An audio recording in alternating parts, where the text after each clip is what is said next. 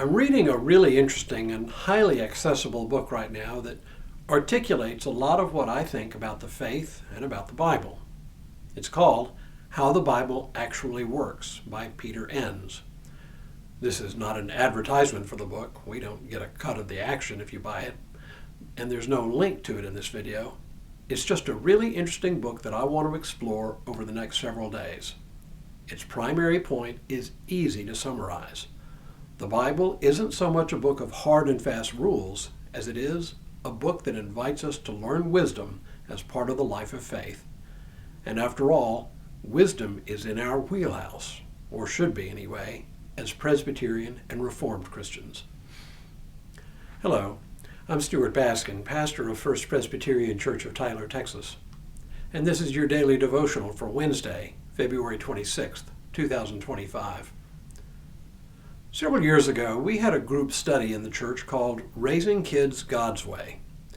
I can't remember now which book of that title. There are several. I can't remember which book the group used, but at the time I had this nagging suspicion about the study. Something about it didn't seem quite right to me. But since I couldn't fully articulate my objections, I kept quiet. Today, almost 20 years later, I can articulate my misgivings. The first thing is that if anyone who thinks you can turn to the Bible and discern God's way of raising children or anything else is mistaken. Most of what you find in the Bible about raising children, for example, is only very general and at best ambiguous. And as Peter Enns points out, some of what the Bible tells us would land us in jail today. Consider two passages, one from Deuteronomy and one from Proverbs. In Deuteronomy we read, "If someone has a stubborn and rebellious son who will not obey his father and mother, who does not heed them when they discipline him, then his father and his mother shall take hold of him and bring him out to the elders of his town at the gate of that place.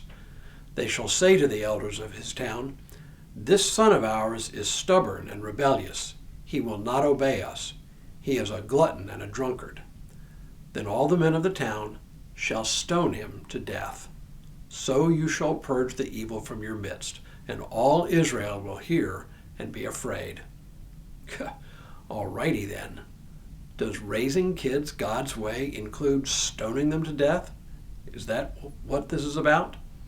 Or let's say stoning seems too medieval. How about just lethal injection? The answer, of course, is that this is not God's intention for life. Rebellious children can be a problem, but rebelliousness is not a cause for capital punishment. Or consider this one from Proverbs. "Do not withhold discipline from your children. If you beat them with a rod, they will not die. If you beat them with the rod, you will save their lives from Sheol." Great. Beat your children with a rod of iron when they disobey. Just pray that no teacher or any of us in the church discover the bruise marks. We would be legally obligated to report you to Child Protective Services. This is not the ancient Near East. We don't beat children with rods. Most of us no longer use belts or paddles, though some still use spanking. But you can see that times change with respect to how we raise children. So is the Bible simply no help in guiding us?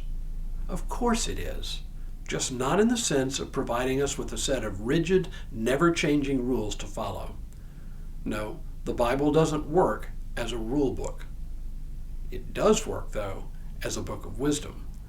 What it provides is a wisdom on how our forebears wrestled with what it means to be faithful in their own time.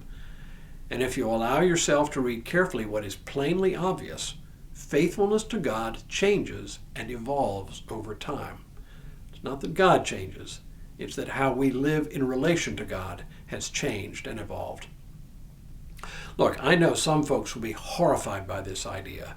They really do want the Bible to be a never-changing source of rules for living, and they think that's what it means to be faithful. But what they do is read their own inclinations and own preferences, their own biases into the Bible, and believe that the Bible confirms their beliefs. Not to put too fine a point on it, but what they're doing is idolatrous. They put their words into God's mouth and make the Bible conform to their own biases and opinions. But the Bible simply is not a rule book. It is a wisdom book, inviting us to approach our lives with wisdom. And that means hard work. It means thinking cautiously and carefully and soberly about each and every situation in which we find ourselves, and then do our best to behave in ways that seem consistent with what we believe God is calling us to do here and now.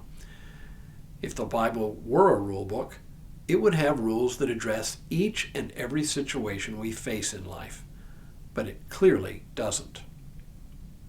Look, nearly 20 years ago, I struggled with how to articulate my misgivings about our own church's parenting advice based on the Raising Kids God's Way model.